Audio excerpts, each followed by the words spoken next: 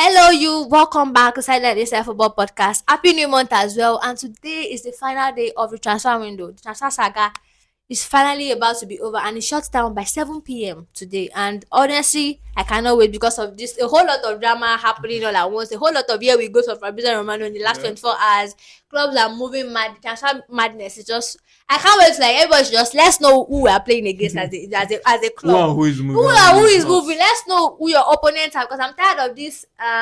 Do you really think that transfer window should be short before the start of the season? I don't think so because injuries can Can still happen because So yeah, we need to I actually get do it. okay, I maybe get it. something happens. That's why I feel Yeah, it's actually a still good yeah, one. it's actually a good one. But yeah, so let's start with the big one. Isak to Liverpool. Of course, we'll get back to giving our analysis and review of the games that happened in the weekend. All right, let's start with the transfer news. Let's start with Donnarumma to Manchester City. Do you think that's really necessary? Because you look at and the funny thing is now, Emi Martinez is also requesting to go to Manchester United. The transfer madness is this transfer window is really crazy though. Yeah, we have actually funny thing. I think this is one of the transfer windows we have seen a whole lot of goalkeepers Activities actually do even move. everywhere. Because you see a goalkeeper is moving here, a goalkeeper is Mm-hmm. moving there. Fenerbahce signing a goalkeeper. Everybody's just interested in a Everybody, yeah. goalkeeper. So yeah, I personally I don't feel Donnarumma does improve the level of what Manchester City are. It's not really a ball playing goalkeeper as well. Exactly. So I genuinely don't know why that deal is happening, but maybe Pep is also interested in saying maybe okay, we want someone to because his first Champions League is Manchester City side. Yeah. Ederson was very very impressive, and not in the ball playing aspect, but in the goalkeeping aspect. So maybe he probably feels okay. Donnarumma is the goalkeeper for this Champions League big nights, and since he saw Mm-hmm. him with PSG, he Yeah. was making those saves and stuff like that. Maybe he just felt okay we are needed this thing in the Champions League, and Trafford is going to most likely be in goalposts the the Premier League games and stuff like that. But I feel it's a very interesting one seeing Ederson moves on to Fenerbahce too. Personally, I think he's been one of the best goalkeepers we have seen because we know he's the goalkeeper with the most assists ever in Premier League. He Mm. has played over 300 games for this Manchester City. He has kept over But I 100. feel like it's just dropped off, like the Yes, level. something has happened to him. I feel a lot has even happened to most of the Maybe Manchester City team. over achievement, success, Yeah, success it's also everywhere. It's when won everything except the World Cup though. exactly there's nothing else for you to Yeah. do again. So you just say, Mm-hmm. okay, Won the I probably, Champions League, Premier but Leagues, yeah. trebles, doubles, So everything. I still think Maybe a the move hunger to is gone. Fenerbahce, Mm. maybe that's, I but was actually thinking Galatasaray because Galatasaray was yeah, like the we were the first. first people Yeah, who were actually moving on the yeah, oh, yeah, yeah. but now Mourinho is no longer there, so and they're not even in the Champions League, they're in the Europa League this particular season. So let's see what they're going to able to do with Ederson Moraes. Yeah, of course. I think this kind of like maybe might be a setback to Trafford because now that Maybe because you can't bench Donnarumma. Well, if there's a manager that can do that, it's Pep. But I feel like exactly. it's just like when it comes to like save percentages, winning new games. I feel like Yeah, Donnarumma is the man. I mean, I Donnarumma will still do have the that. PCSD of what he did against Arsenal, the last Champions League. So Yeah, for me, I think Donnarumma might not really raise the level when it comes to like their style of play and playing from the back. But when it comes yeah, to like saving matches, saving penalties, all those type of all those stuff. crazy. I feel like if that Maybe was he's a knockout goalkeeper. for Maybe example, in now look Champions at League. maybe Champions League type of goalkeeper, and then example now, if it was, do you think the normal would have saved Dobozlai's goal yesterday?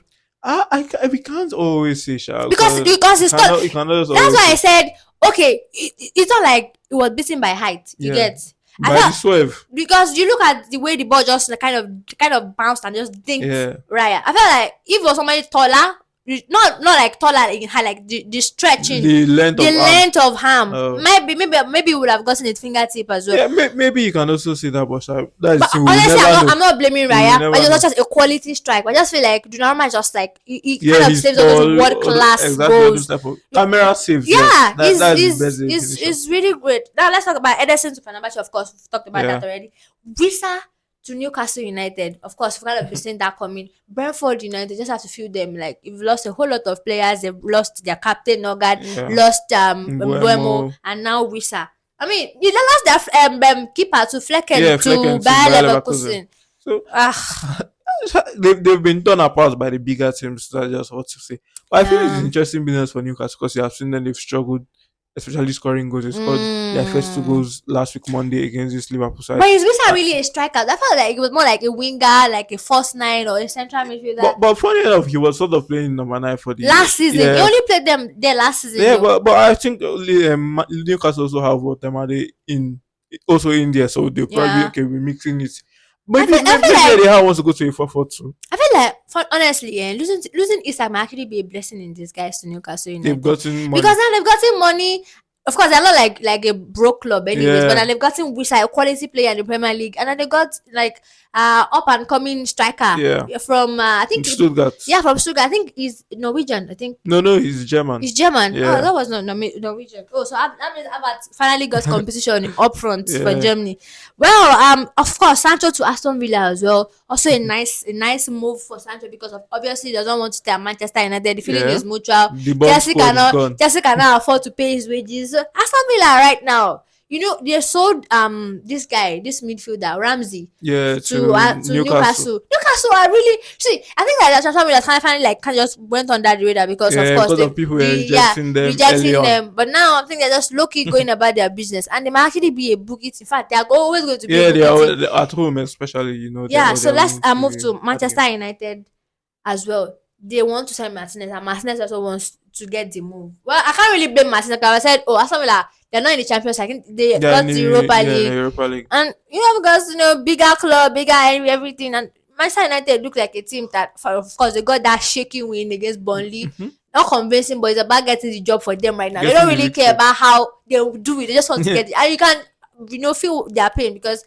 was looking like they were going to like get that draw, and Burnley has like came behind twice to come and Yeah, to get get level, done. to equalize. So I feel like Martinez to doesn't make them better as a Does it make keeper. them better? I will genuinely not say so. I feel Mm. he's also one of those goalkeepers that you see make those camera saves, and when the goals I especially expect them to actually be Yeah, saving, yeah, he yeah, now yeah. goes in. So yeah, Yeah. I feel it's just the same level. They are just going to be on the same level. The Yeah. Onana, No, the this thing. but I feel like it's better than Onana when it comes Yeah, to like, maybe a little bit. yeah, a little bit. I think it's better than what they've got right now. Yeah, It's not like the best ball playing goalkeeper as well, yeah, similar to Donnarumma, but I think it's going to like come up with big save, big yeah. All those moments, big saves. big Like, oh, moments for them. he made this save. Anthony finally. I think like it's also about Manchester United getting rid of players right now. Anthony to Bria Betty is also done.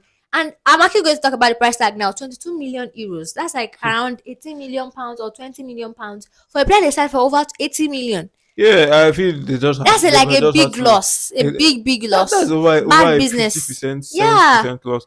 But it does have to happen when it didn't work out for him in the Manchester United side. He had to be loaned out, and he put in a good performance. It didn't even look like it wasn't going to happen, because Betis were like, oh, he's asking. Then United are asking for too much. Oh, he's asking for too much wages, this and that. But it was eventually Mm. just going to happen, and it just happened. So yes, there's going to be no issue for him. He performed very well in the Yeah, La Liga yeah. last season in the Betis side, qualified them for the Europa League. Those who got them to the Conference League finals. So yeah, why not just continue under Manuel Pellegrini in this Betis side again? And United clearly do not need him right now. So yeah, Yeah, yeah. a nice move for him. Of course, a nice move for him, but let's talk about the big one now. Isak to Liverpool. 130 million pounds. So Liverpool has to pay 125 million as down payments, then the 5 million as Yeah. all those clauses and everything like that. What does Liverpool like? What does Isak brings to Liverpool side? What does it like bring? What does it like bring that is different to what AKTK is Yeah. already doing for them? I would like to hear your thoughts on that. I feel maybe you say he brings goals, but they already have always had goals in this particular side. Goals are not really the issue for Yeah. for Liverpool though. Yeah, I feel they just wanted to maybe have a whole lot of players stacked up in their attacking areas, and eventually did get that. I'm probably also working towards, okay, maybe Musala is probably going to leave in the next 2 3 years, and we Yeah, just but have, because 2 years yeah, extension. yeah. So we just need to have someone who's going to keep on bagging in the goals. Gotten a very young prospect in Ekitike, who is just 22, and also got a player in Nomana in his prime to Alexander Isak, who is just turned 26. So Isak gives you 5 years, Ekitike gives you much more than that. So yeah, Yeah. I feel it's a very good plan. But if you look at the present right now, you ask yourself, how does this actually go on to Mm, work? Because mm. what would I say? Isak would want Play in the yeah, middle, would want to play Isak out the down the nine. left, Salah of course the right. Yeah, Then that's the front three. yeah. So I feel they will eventually have to work it out. But what I was trying to say is about who would be the, let's say, the Main diamond. man. Yes, the main man in this particular side. Because Hmm. Liverpool was, you even see even their particular game this season. Yeah, That's yeah, why yeah, most yeah. of their attacking signings have even sort of struggled. They're always trying to play to Salah. Oh, he has to just do something. They give Salah the ball, he crosses across the 18-yard box. So I don't know how that works for them right now, Sha, but The only time will tell. Yeah, once you get someone who scored over, I think he scored over 60 goals for Newcastle in the last 3 years. Yeah. So why not? Why not? A Yeah, good I feel improvement. like it brings a whole lot of goals, and I feel like personally, I feel like Salah is more like in his assist area more than goals area. I Yeah, feel like he's going to get more of assists, and I don't think he has like the strength to like kind of dribble and dribble and dribble. It's not really a dribbler anyway. It's not yeah, like just cutting and shoot, just but now efficient. efficient. And he tried a whole lot of a whole lot of that yesterday, but then a whole lot of defensive cutouts from Arsenal Yeah, actually kept him quiet. But at the end of the day, I feel like it's going to be a statement signing that you just like strike yeah. fair into opponents. But then if you have like what you are doing as a club, I feel like there's if there's one thing about Liverpool is that they're always going to be like they're always going to give you space, they're always going to give you opportunities. Look at what happened against 10 men Newcastle United, and they True. still managed to like I feel like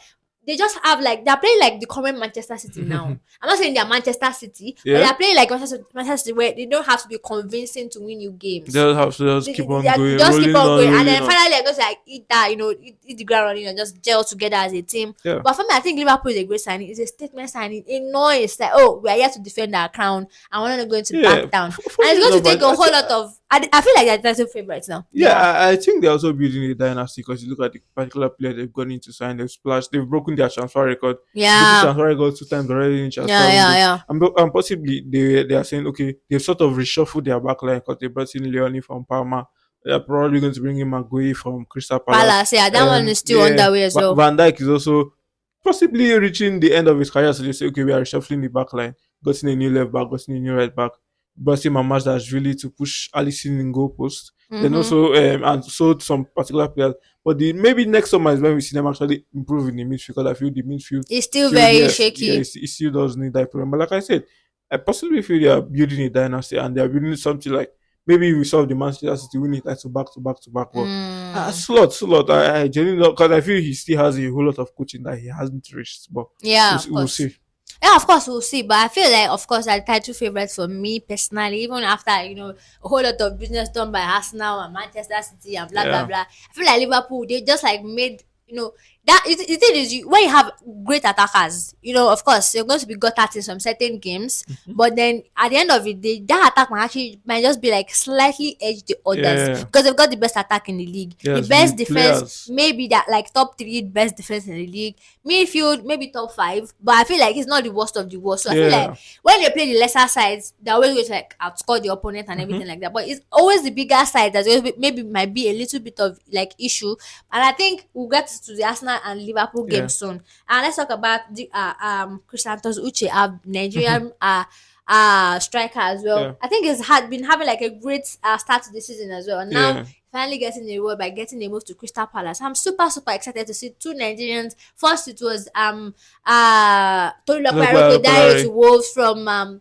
Genk. From Genk, yeah. From Genk to Wolves United, and now Chrisantos Uche from Getafe. Getafe to Crystal Palace. So I think that is a nice one to see that okay, our players are actually playing in one of the toughest leagues in the Yeah. world and to like kind of shine. I hope they do well because of course Hopefully. all eyes are going to be on them and super super happy for them, and I hope this we see more of this in the Premier League, in La Yeah, more Liga, in Nigerians. Serie A. So like it's really nice because we always see them in the Turkish league where nobody Yeah, really with all those far yeah, countries. so others, not disrespect to the Turkish league, but it's not the top five leagues in Europe. So Yeah. I think we have to like improve on that, and I'm happy that we're finally getting to See more of our see more of that. players. Yeah, and let's talk about the game. Liverpool new. Liverpool won. Oh God, Liverpool won. Arsenal new. I'll start because I'm an Arsenal fan. And people are kind of like I've been seeing a whole lot of things online that the manager did what like kind of set up the team to not lose the game and to go like kind of went there to get a draw. I kind of see where people are coming from, but then I I'm not like really in total agreement with what he did. But the starting in 11 was not like the worst of the worst. I'll tell you why. Martinelli has like a great start against Liverpool. In 6 games, he scored 6 goals. Fine, well, Merino not the best of the best when it comes to like doing his midfield duties. When it comes to set pieces and going forward, he knows how to like get goals. I get that, and I get it that okay when you go to Anfield, you want to get a balance and not kind of give them a whole lot of space to score goals. Yeah. I get that. Now in the first half, the plan worked to a certain extent in the sense that Merino did his job. like they kind of neutralized the Liverpool's attack. They were not really doing a whole lot because they were defensively solid. But then the amount of times Martinelli got the ball, there was a particular chance in the first half. Gyökeres was holding the line. All Martinelli needed to do in that That's the ball. situation was just like put the ball through to Gyökeres, and Gyökeres would be one on one with Alisson.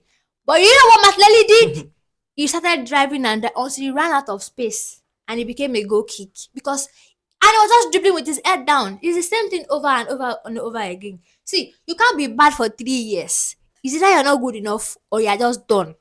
So for me, I think Martinelli should not be in that team anymore. I not even as a bench player. I feel like it's better to sell him now and get a reasonable amount Yeah, for now that him. he's maybe his stocks are a little bit Yeah, still still high. in Maybe there. still get like 30, 40 million for him. Yeah. Then when next season obviously not going to be in the team, nobody really cares about him anymore.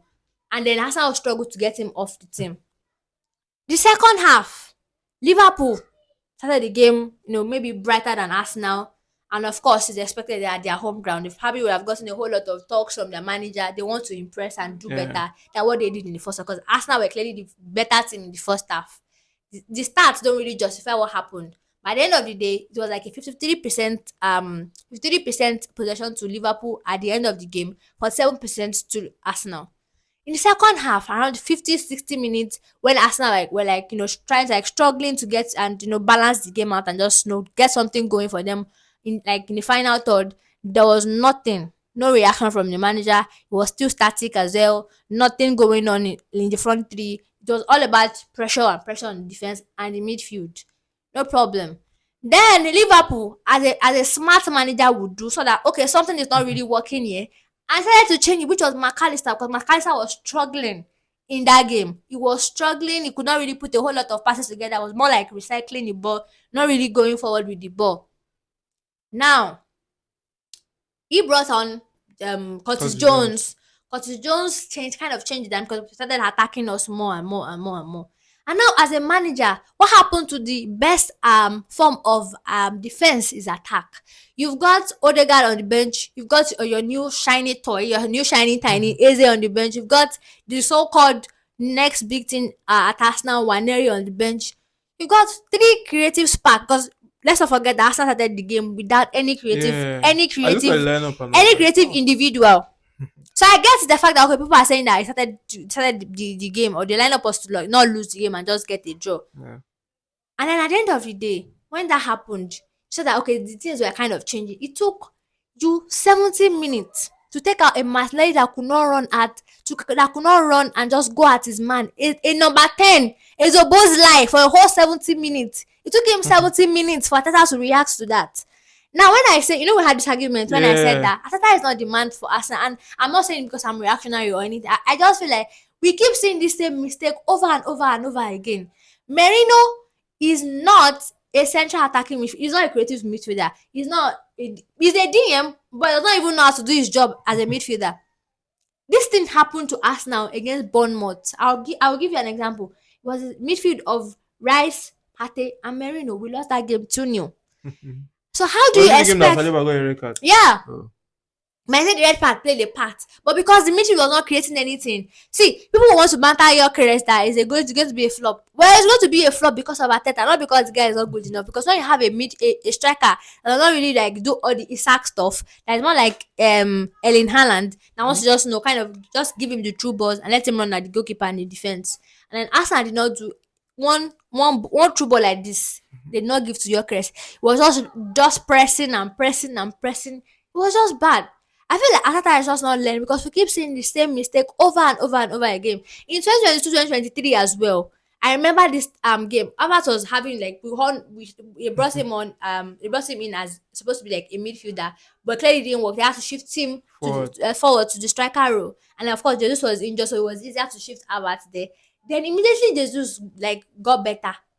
It was against Aston Villa. We lost that game too, and that was the deciding game that made Arsenal lose Yeah. the title to Watkins, Manchester City. yeah. Yeah. So the same mistake he made that time was putting Havertz that we clearly know does not work at midfield or in midfield rather, Yeah. and he put him back there to play with Rice, Pate, and Havertz. Clearly, no. I think Odegaard was. I don't even know if Odegaard was there or not, but I know that Okay, I think it was Rice, Odegaard, and Havertz because we know that Havertz is not going to like work in midfield. He does not really know how to like do that anymore. I think the Bayer Leverkusen days are just They are over, gone. long gone and over for him. And this same manager keeps making the same mistake. That is the tiny margin. I'm not saying well, now that we've lost to Liverpool, we're not going to win the league. We might there's still a chance, but the chance is we have to now go to the Etihad and win. Because you cannot tell me you want to lose 2 games away from home against your biggest rivals and tell me you want to win. We have to go to the Etihad and win, get all 3 points. Tottenham did it. You can do it as well. Yeah. Now we have to also hope that we can also beat Liverpool at the Emirates because now they've got Isak, they've got a whole lot of signings now. Attacking Attacking impetus. flair now. So by the time we play them, they probably be at that. They probably would have gotten the starting 11 right. Probably will Yeah. be playing better. Or we're not playing them until probably December or next year because it's so early. It's probably December. We're probably going to like play them at the Emirates. So Okay. I feel like Ateta is just I don't know. Is I feel like he just doesn't know like that extra spark that a proper manager would like kind of change games. Because why are you taking 70 minutes to change something that to change a team that has no creative midfielder, no So creative bringing spark, in the no creative expressive. outlet. When you have Eze on the bench, I guess people are saying Saturday. You don't want Saturday, okay? Fine, I get the reasoning behind, but I'm not in support of it. I get the reasoning, but in the second half, why did you not bring them on early? I feel like Early. 50 minutes. Yeah, I feel good managers usually know when okay, this is when the game Yes. needs this particular The player in-game or management of Ateta is this. something we always struggle to like understand because every time you need to like do something different, you always fumbles it. Always fumbles it. And that was the difference yesterday. It was not like one team was better than the other. It was actually a very boring game. Let's not even lie. It was more of a tactical game that tried to like not lose the game. And it took a moment of brilliance and magic. Now let's talk about the goal now.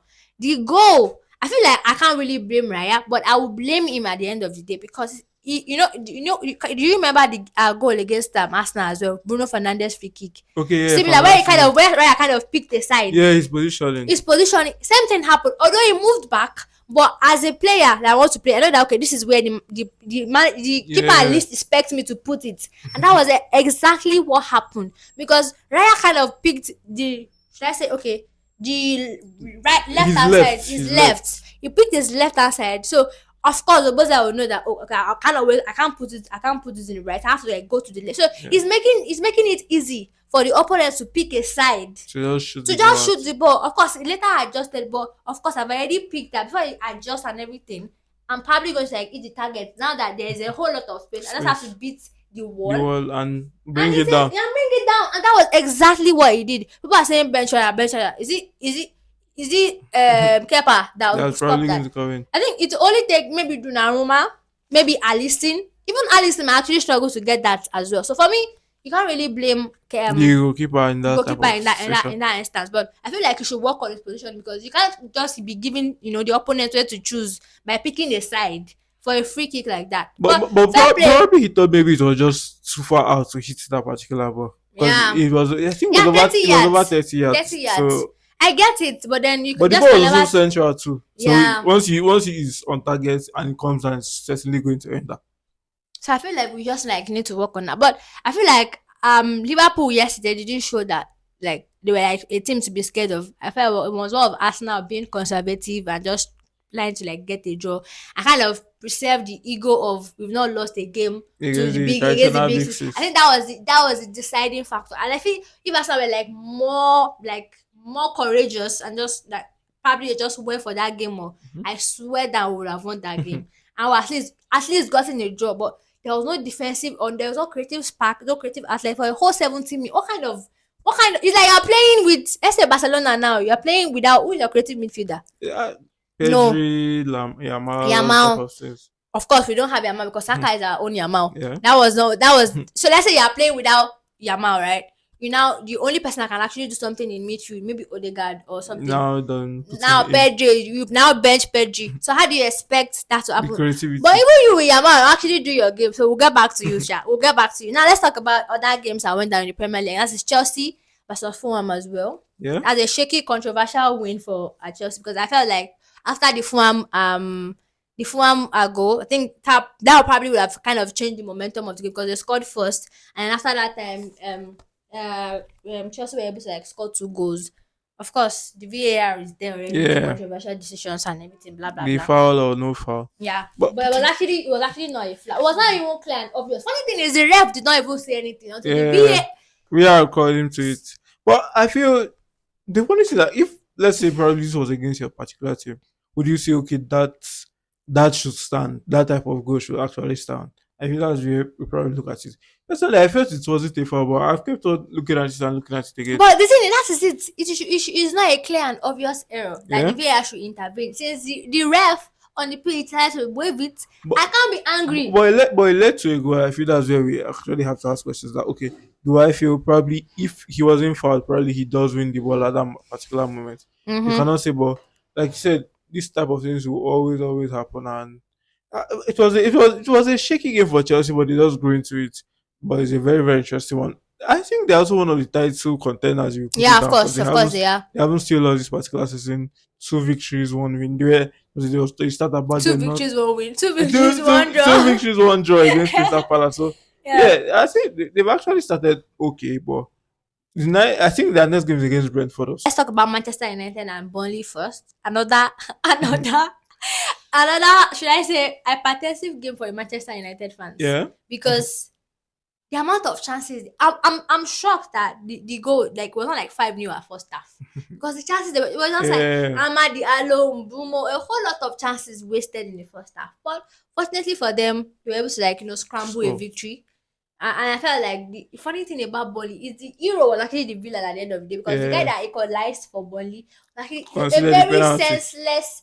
Why are you pulling somebody's shirt in the at the 18, edge of the you of course I'm going to like drag you into the box because I know that and okay it's a eventually now penalty. for Of yes, course. Because that's like the dumbest thing to do. Funny thing is, if I was the guy with the way Manchester United they've been losing chances, I would have let Amad Diallo. And the just funny get thing is into that the there's another box. Burnley player in front of him to cover him. So that was actually out of panic. He Yeah, yeah, panicked. like that's what I He was about to panicked. say. He panicked. Players just panic at those big moments. I Yeah. feel that's what differentiates world class players from average And players. that was differentiate a big team from a small team because a Yeah, small team will always be a small team. That's they'll say, just that's "Oh, just let it. us not make And that's the do difference. Look at this." Newcastle United. So if that was Arsenal or Manchester United, that game would have probably ended 2-2 draw because Yeah, they exactly. will pack the old bus. In fact, a train they will pack it and They like, don't oh, allow this 2-2 chances. draw. We We're are not. taking it We are from here. taking it from here. So and let's talk about Sunderland as well. They beat Brentford again. Sunderland are just. Yeah. I feel like the only thing I'm going to lose to this season are the bigger side, like the top Hmm. six and the relegation, like because they know how to play each other. The Oh yeah, Leeds, they played each other yeah, for a yeah, the while. Leeds, of course. The who else got promoted again? Burnley. Burnley. So these are like the guys that are probably going to get points off them. Let's talk about Spurs, Bournemouth. Spurs, Bournemouth. Spurs were looking like in fact the annoying thing. Me, I even bought in Van de Ven from my FPO, and then Uh, he's giving people 12 points already this season. And the one time I brought the guy in, he they just couldn't keep blanked a on me. clean He sheet. blanked on me. And it was actually a very, early goal. They considered the early goal and there was Yeah, 50 nothing. minutes. Nothing, yeah, 50 minutes from Funny how Emerson. Spurs, Is it Emerson? Evan Evan Nielsen. Nielsen rather. Funny how Spurs, I have kept on saying that. I don't think their chance creation method is the best. And it clearly Yeah. shows. And they had only 1 shot on target Now they throughout the have whole Javi game. Simmons, so Yeah, probably that as but if you it's the way the team is probably going to set up. You set up that okay, we try to defend and defend and hit one long ball. mm-hmm. Richarlison tries to knock it down. We get to Kudus, we move it to Kudus. Then our wing backs now start running from deep and stuff like that happens. I just don't feel it's a good method of consistently creating a whole lot of chances. I will see that against a team that pressed very, very high in this Bournemouth side. Bournemouth kept on going and going. Yeah. And I don't think you always like about Antonio Iraola. He will always Yeah. keep on telling his players keep on pressing. And once you don't have that space, and I feel a good press is always going to any counter attack. Once I'm pressing you, you kick the ball forward. My players are ready there to send the back to you. Yeah. So there's no possible way of creating chances. And like I said, I feel what's his name Thomas Frank needs to revolve. Okay, this is what I do against this particular team. This is what I do against this particular team. You can't Don't play the just say same yeah, style. don't say okay. We are just going to sit back. Oh, you shoot a long ball. Oh, Uh, someone is there and to counter yes. and give Richarlison and Kudus. Yeah. The bigger side, you just have to You play improve. differently. Yeah, Brighton and Manchester City. yeah, Another wonderful fixture that happened yesterday. And the funny thing is, Manchester City scored first. Ellen yeah. Allen, thank you for that. My FPL. And then they just like lost control of the game. Yeah. Rodri came on, started the game as well. Nothing. Nothing. I feel like Manchester City right now, I feel like I don't know because now they've lost 2 games and won one. And that was against Wolves. So I feel like are they really back? Because obviously they're not back. But Yeah. like, do they look like a team that will challenge this season though? Yeah, I still feel they will always be in and around that conversation for sure. There's no particular way. They've had a very bad run to start the particular Mm. season. And funny enough, Manchester United do have more points than this Manchester City side. I remember people thinking that Amorim should get sacked. Man United have 4 points, Manchester City have 3 points. So yeah, but like you said, the game started off very well for the Manchester City side. They kept on. And I felt Isaac Haaland should have had at least 2 goals in that first half. There was Mm-hmm. a chance before the one he scored, he actually made a mess of it. Yeah, But so something similar to against who did they lose to before Spurs. yeah, against Spurs too, was like kind of just missing some chances like that. Yeah, so these type of things always happen. I still think they still need something interesting in this particular side. Maybe if you Foden this is redemption here, we haven't seen him play apart from the Spurs game. We haven't seen him this year, and I feel we have to give kudos to Fabian Hosler for this Brighton side. Like I said, I've always been saying they're one of those teams you actually have to watch out for, and I feel they are probably going to be getting Europe this particular year because if you look at the other side, look at the Aston Villas of this world. Aston Villa still haven't scored a goal in this Premier League season yet, Yeah. and you don't have to look at all these type of things. Yeah, I feel this is one of the teams that does gradually go into the season, but yeah, these things happen, and it's very very nice to see what Brighton have done over the last few years. The recruitment, the management, everything has just kept on going from another level to another level, from Graham Potter to Roberto De Zerbi, from De Zerbi leaving. Although we probably say, okay, they finished mid-table last season. De Zerbi will have probably done better. Nottingham Forest lost 3-0 to West Ham. West Yeah, Ham that we've been saying that they've been really yeah, they poor, look bad. shitty. And look at them.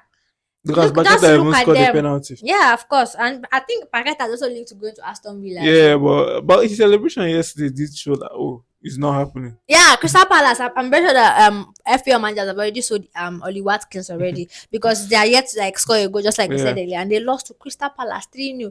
Crystal Palace has just lost easy. Football is just a crazy game. Now let's look at the table of the English Premier League right now. Liverpool, of course, all 9 points on the 9 points, board. unbeaten. Chelsea 7 points, Arsenal 6, Spurs 6, and Manchester City are down in 13th place, by the way. 13th. Manchester United, the banter club, 4 points. They're actually like Yeah. looking better than I think like the They are old 2 points noise behind and the Arsenal. panic. Yeah. Funny Enough. And they're also how many points? They are 5. I Five. think they are 5 behind They're Liverpool. 5 points behind. That's like fine margins and everything. Well, I think you just But have just the like beginning of the season. yeah, beginning and then you have to give credit. The Arsenal have already played 2 big sides in the English Premier League Yeah. already. And you look, Liverpool just played one, and it's really funny. It's still early. It's just game week 3. You look at the likes of Everton fifth. We all know that they're going back to where they belong. So Sunderland 2-6. So yeah. a whole lot of things are just going to like readjust themselves. Of course, the international break is Break here is as here. well. So I feel like in the next 2-3 weeks we're going to like miss football, but then we're going to get you covered with a whole lot of um International fixtures, World Cup yeah, World qualifiers. Cup qualifiers.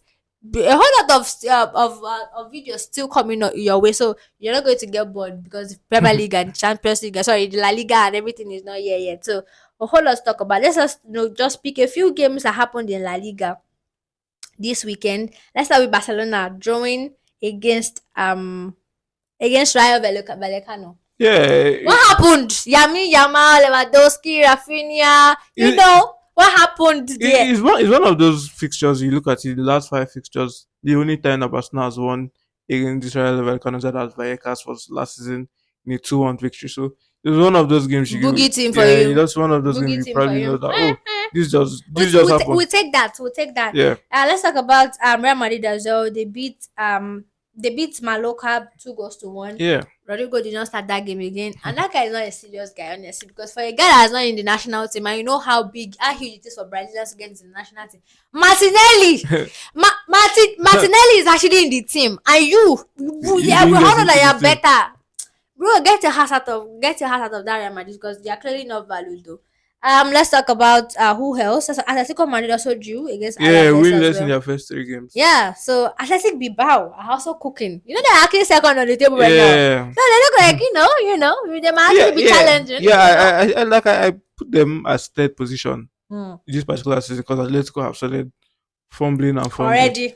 And let's look at the table. Real Madrid all night like they have 9 points as well. Athletic Club 9 points. Villarreal 7, Barcelona 7, Espanyol 7. I feel like the La Liga is actually starting to well Yeah, maybe because some games are kind of easier for the others and maybe everything. that. Maybe that's why, but it's looking really interesting now. Now let's talk about Bayern, the Bundesliga. Bayern Munich also had like a tough time beating Augsburg away from home, 3 Hmm. goals to 2. And our darling Bayer Leverkusen were They even 3 new sacked up. Eric Ten Hag. 3 new. They sacked him already. Yeah, they sacked him They really sacked him poorly. already. Yeah, Oh my god. That guy cannot hold down a job.